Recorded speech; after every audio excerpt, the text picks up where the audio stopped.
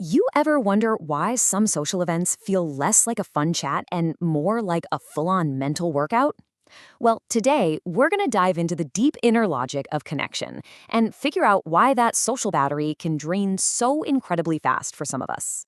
Does this feel familiar to you? You're there, you're smiling, you're nodding, but on the inside, your mind is just humming along at 90% capacity.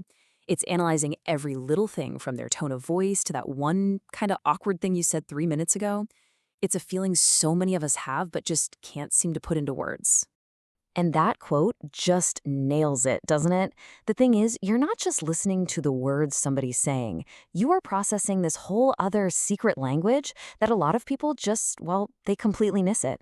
This isn't just about being shy. Nope, it is something way, way more complex. Okay, so let's actually give this thing a name. This constant background program isn't just you overthinking. It's actually rooted in the very way some of our brains are wired to process the world.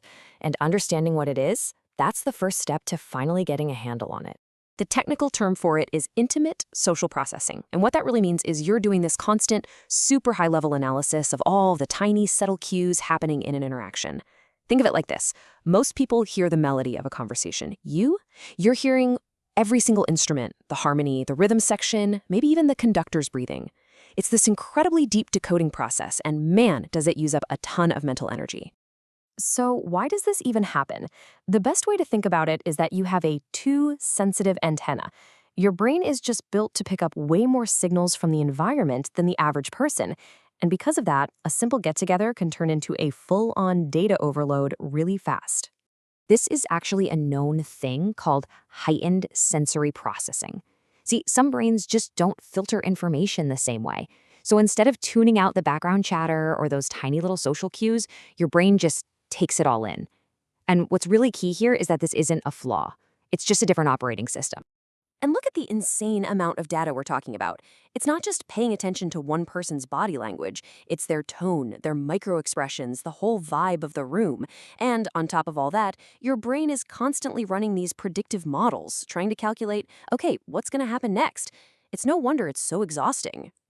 Right. So this data overload is exactly why this big misunderstanding happens all the time. You go quiet in a group and people might think you're being aloof or you don't care. But on the inside, it's the complete opposite. You're not disengaged. You're completely overwhelmed. You have so much data to process that you just need a second to sort through it all. And this can become a learned habit. For a lot of people, this kind of internal processing was first a protective measure. I mean, if you learned early on that speaking your mind wasn't safe or that people just wouldn't get it, then silence becomes your go-to survival shield. It's a way to analyze and protect yourself before you even say a word. But get this, it's not just about processing what other people are doing.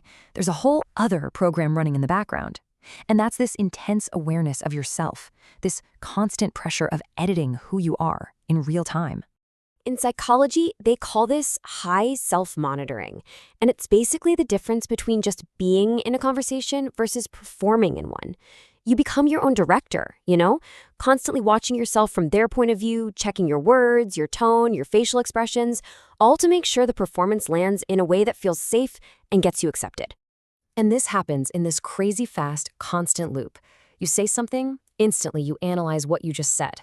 Then you evaluate it from their perspective. And then you edit what you're going to do next based on that feedback.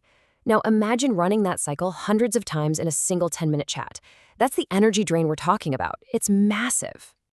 So one of the biggest side effects of being this hyper-aware is something called emotional contagion. It means you don't just notice that someone else is tense or stressed, you actually start to absorb it. Their anxiety literally becomes your anxiety. And that's why you might avoid being vulnerable. It feels like the only way to keep your emotional head above water.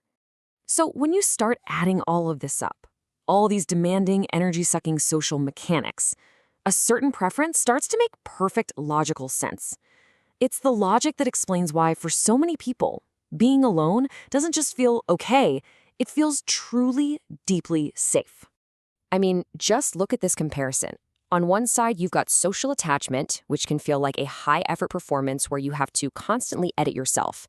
And on the other side, independence feels like a sanctuary. It's restorative, it's low effort, and most important of all, it's the one place you can be 100% authentic without running all those background programs. So, here's the crucial takeaway.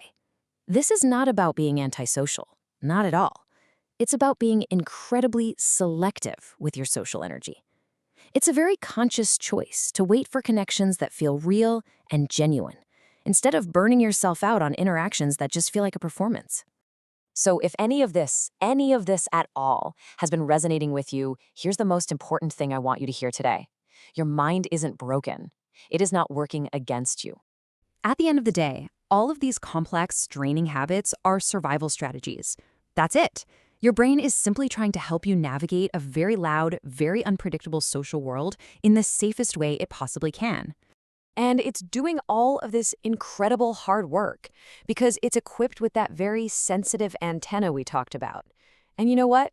That antenna can be a superpower. It lets you see and feel things that other people just don't. The whole key is just learning how to manage all the input so you don't overload the system. So understanding this inner logic, it's more than just a cool explanation. It's like getting the operating manual for your own mind. It gives you permission to manage your energy, to be selective, and to build a social life that doesn't drain you, but one that actually fuels you. The knowledge is yours now. So the real question becomes, what kind of connection are you going to choose to build next?